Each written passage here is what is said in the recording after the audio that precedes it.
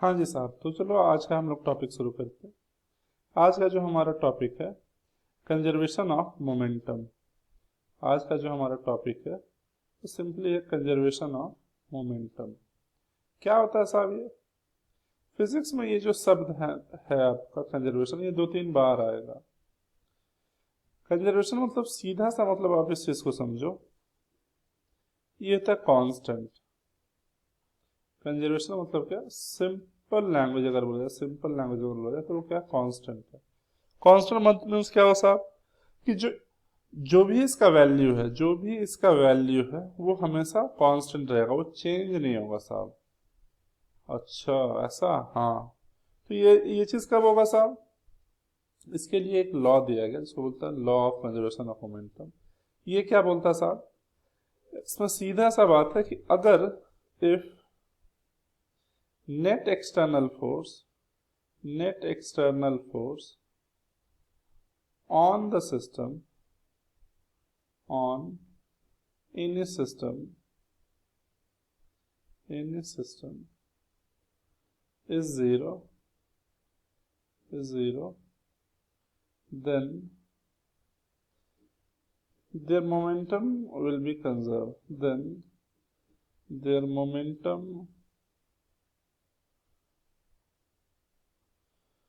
will be conserved. I mean, system momentum will be conserved. System momentum will be conserved.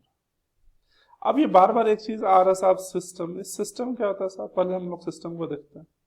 System means क्या कि जिन जिन चीजों के बारे में बात हो रही हो, जैसे मान लो कि अगर मेरे पास 2 स्फेयर है, तो सिर्फ इन 2 स्फेयर के बारे में बात हो रहा है, और बाहर के देश दुनिया में क्या हो रहा है इसके लिए सब कुछ एक्सटर्नल हो जाएगा। जिन चीजों के बारे में बात किया जा रहा है, सिर्फ उन चीजों को हम लोग लेंगे। ये अगर मान लो इसके ऊपर कुछ फोर्स लगाता है, ये अगर कुछ इसके ऊपर अगर फोर्स लगाता है, तो उसको हम लोग इंटरनल फोर्सेस बोलेंगे। अच्छा, और बाहर से कुछ भी अगर इनके ऊपर फोर्स लग रहा हो तो उसको हम लोग एक्सटर्नल बोलेंगे। तो इस टाइप, जैसे इसको हम लोग क्या बोल सकते हैं? Two body system. तो यहां पर एग्जैक्टली इसी चीज को बोला गया कि if net external force on any system is zero, then their momentum will be conserved. अच्छा, ऐसा बात? हाँ जी। तो इसको फिर प्रूफ कैसे किया गया साहब? हम लोग कैसे माने कि यही होगा और कुछ एक्चुअली क्यों नहीं होगा? इसका जो एक्सप्लेनेशन जो है ना, ये आपका न्यूटन्स फर्स्ट लॉ से आता है। न्यूटन्स फर्स्ट लॉ एक्चुअली था क्या साहब? कि जब तक कोई बॉडी रेस्ट में है या अगर वो मोशन में है, तो वो उसी स्टेट में रहना चाहता है अनटिल अनलेस उसके ऊपर कोई एक्सटर्नल फोर्स ना लग रहा हो। तो यहां पर वही चीज को यूटिलाइज करते हुए इस लॉ को दिया गया। बोला गया कि अगर कोई एक्सटर्नल फोर्स नहीं लग रहा है तो उसका वेलोसिटी चेंज नहीं होगा, और अगर इनकेस वेलोसिटी चेंज हो भी जाता है in what due to internal forces, तो उसका जो नेट मोमेंटम होगा वो कंजर्व रहेगा। अब इसको हम लोग देखते हैं साहब कि इसका मतलब क्या हुआ, कैसे कैसे ये लोग ना क्या बताना क्या चाहते हैं। जैसे मान लो कि अगर हमारे पास 2 स्फेयर है, एक को ले लेते हैं मास m1 का, एक को लेते हैं मास m2 का। अगर ये मान लो कि u1 स्पीड से जा रहा है राइट साइड, ये अगर u2 स्पीड से जा रहा है राइट साइड डायरेक्शन को हम लोग पॉजिटिव ले लेते हैं फॉर सिंप्लीफिकेशन। अच्छा, अभी अगर मान लो कि u1 is what greater than u2, तो क्या होगा साहब? तो डेफिनेटली कुछ देर के बाद क्या हो जाएगा? दोनों एक दूसरे से कोलाइड कर जाएगा। अच्छा, कोलाइड हो जाएगा? हाँ जी साहब, पक्का ये दोनों कोलाइड होगा। ये कुछ इसके ऊपर फोर्स लगाएगा, ये भी कुछ इसके ऊपर फोर्स लगाएगा। उसके बाद क्या होगा साहब? उसके बाद अगर ये स्ट्रेट लाइन मीन्स अगर सेम साइज का होगा और इस स्ट्रेट लाइन में होगा, तो आप ये मान के चलो कि इसका वेलोसिटी कुछ डिक्रीज होगा। फाइनल वेलोसिटी मान लिया कि आफ्टर कॉलिजन मास m1 का जो वेलोसिटी है वो हो गया है v1, और मास m2 का जो वेलोसिटी है वो हो गया है v2। यहां तक तो मान सकते हैं साहब, यहां तक तो कोई प्रॉब्लम नहीं है। ये m1 है, ये m2 है। अच्छा, अब अगर आप इस चीज को ध्यान से देखो, इनिशियल वेलोसिटी क्या था, m1 का u1, m2 का u2, आफ्टर कॉलिजन कुछ कुछ हुआ और ये कुछ कुछ हो जाने से क्या हो गया साहब, इसका वेलोसिटी हो गया v1 और इसका वेलोसिटी हो गया v2। अच्छा, अब देखते हैं कि ये यहां पर हुआ एक्चुअली क्या क्या। तो कोई एक्सटर्नल फोर्स तो इसके ऊपर लग नहीं रहा था साहब। मतलब क्या हुआ कि ये जो m1 है, इस m1 के ऊपर कौन फोर्स लगाया, डेफिनेटली m2 लगाया होगा। मान लिया कि ये F फोर्स लगा रहा है। सिमिलरली अगर आप देखो तो F2 के ऊपर भी, सॉरी m2 के ऊपर भी इसके ऊपर एक फोर्स लगाया गया होगा, वो F होगा। बाय न्यूटन्स थर्ड लॉ ये एक्शन रिएक्शन पेयर है। क्यों? क्योंकि दोनों दो बॉडी के ऊपर लग रहा है। अच्छा, अब इसमें ना आप अगर ध्यान से देखो तो ये फोर्स के एक्ट होने से हुआ क्या साहब, इसका इनिशियल वेलोसिटी था u1, अब इसका वेलोसिटी हो गया v1। सिमिलरली इससे क्या हो गया साहब, इसका इनिशियल वेलोसिटी था u2, अब इसका वेलोसिटी हो गया v2। ओहो, तो हम लोग क्या बोल सकते हैं साहब, आप खुद से ही देखो कि ये m1 का एक्सेलरेशन क्या हो जाएगा, a1 मान लेते हैं कि इसका एक्सेलरेशन अगर a1 है, तो a1 को हम लोग क्या लिख सकते हैं, हम लोग इसको लिख सकते हैं माइनस एफ अपॉन m1। क्यों साहब माइनस एफ, क्यों? क्योंकि ये लेफ्टवर्ड लग रहा था और अभी जस्ट हम लोग ताजा ताजा ये चीज को मान रहे थे कि राइटवर्ड डायरेक्शन को हम लोग क्या लेंगे, पॉजिटिव लेंगे। ये यहाँ पे देख लो आप। अच्छा, तो इसका मतलब कि एफ हमारा जो m1 के ऊपर लग रहा है, ये क्या निगेटिव लिखना होगा? हाँ जी बिल्कुल साहब, आपको निगेटिव लिखना होगा। क्यों? क्योंकि ये तो लेफ्टवर्ड लग रहा है। सिमिलरली अगर आप m2 के ऊपर देखो तो इसका जो एक्सेलरेशन होगा a2, इसको हम लोग क्या लिखेंगे साहब, इसको तो हम लोग साहब सीधा लिख सकते हैं f अपॉन m2। ऐसा तो हम लोग क्यों लिख सकते हैं साहब, क्योंकि f हमारा राइटवर्ड लग रहा है और f हमारा पॉजिटिव ही होगा। सिमिलरली अगर आप एक और चीज को अगर ध्यान दिए नहीं दिए पता नहीं, आप इस चीज को देखो कि a1 को हम लोग क्या लिख सकते हैं साहब, दोनों ये यहाँ पे अगर इस टाइम टेकन को t मान ले कि ये ना ऑलमोस्ट t टाइम तक एक दूसरे के ऊपर फोर्स लगाया, तो a1 को हम लोग क्या लिख सकते हैं साहब, final velocity of 1 minus initial velocity of 1 upon time. तो फाइनल वेलोसिटी क्या है साहब, v1, इनिशियल वेलोसिटी क्या था साहब, u1। अब अपॉन हम लोग क्या लिख लेंगे, t। This thing will be equals to minus F upon m1। ओहो हो। सिमिलरली a2 को हम लोग क्या लिख लेंगे साहब, v2 minus u2, v2 minus u2 upon t is equals to f अपॉन m2। इसको आप सेकेंड इक्वेशन ले लो। अगर आप ध्यान से समझो तो अगर क्रॉस मल्टीप्लाई कर लो तो आप देखोगे तो क्या मिलेगा, m1 v1 minus m1 u1 is equals to minus ft। इसको आप हाँ थर्ड इक्वेशन ले लो। सिमिलरली अगर यहाँ आप अगर मल्टीप्लाई करते हो तो आपको क्या मिलेगा साहब, m2 v2 minus m2 u2 is equals to what, ft। ये आपका फोर्थ इक्वेशन हो गया साहब। अब अगर आप ध्यान से देखो तो इन दोनों को अगर ऐड कर दिया जाए, अगर इन दोनों को ऐड कर दिया जाए, किन दोनों को, इन दो इक्वेशंस को, तो लेफ्ट हैंड साइड देखो माइनस एफ टी एंड यहाँ sorry right hand side minus F T in the third equation and fourth equation में प्लस एफ टी। इन दोनों को अगर ऐड किया जाएगा साहब तो minus F T plus F T क्या हो जाएगा, 0। और ये लेफ्ट हैंड साइड में क्या हो जाएगा, ये पूरा इनका जो समेशन होगा। अच्छा, तो इन आप अगर ध्यान से अगर देखो साहब तो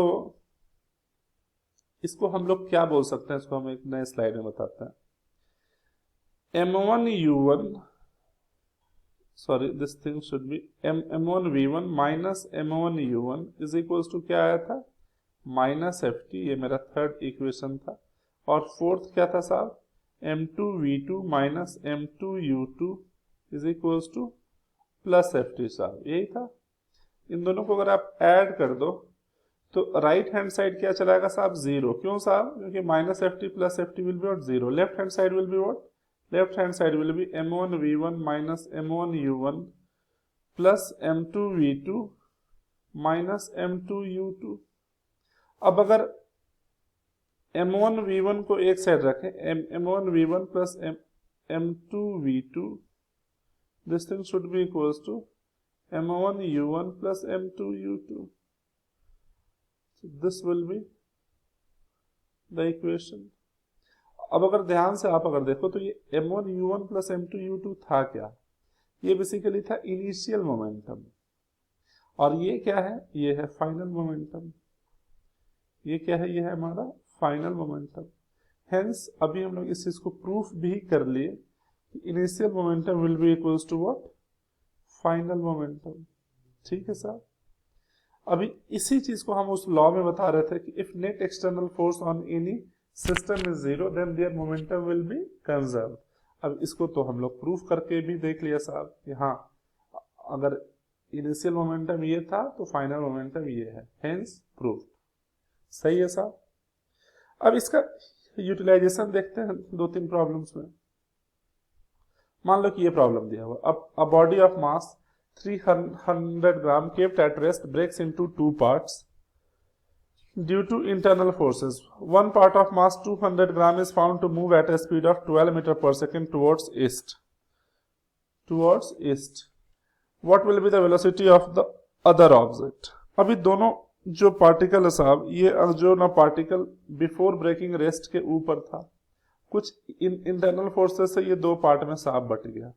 अब एक का जो वेलोसिटी है ये 200 ग्राम का है ना।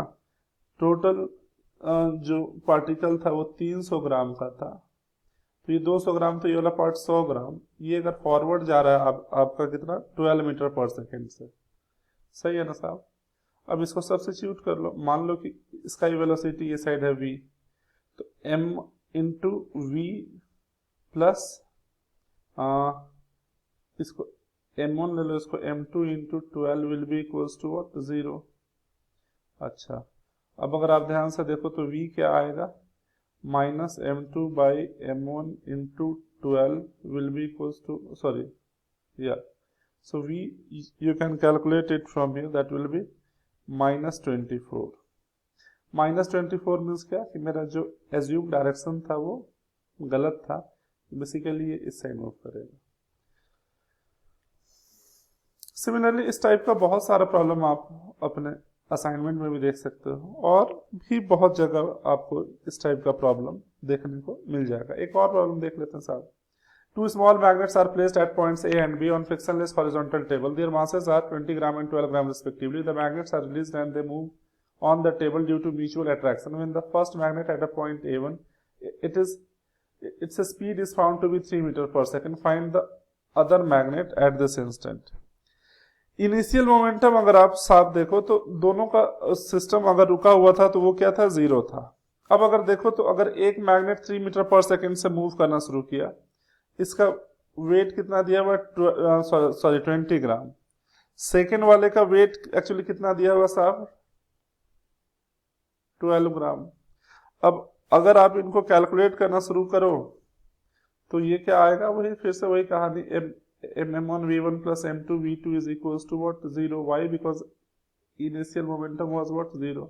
आप अगर इसको कैलकुलेट करते हो तो ये आएगा 20 into v1 is how much? that is 3 I guess, plus m2 क्या आया साहब? m2 दिया हुआ है 12 इंटू v2 मेरे को नहीं पता, is equals to 0। so v2 will be what? 20 into 3 that is 60 minus 60 upon 12, so this thing will be what? -5 meter per second। -5 means what?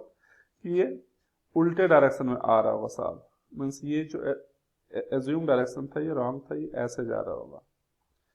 तो इस टाइप का बहुत सारा प्रॉब्लम आपको शीट में भी मिल जाएगा और आपको डीपीपी में भी मिल जाएगा। कोई बात नहीं, सब में ना भाई ने करना वही है क्या?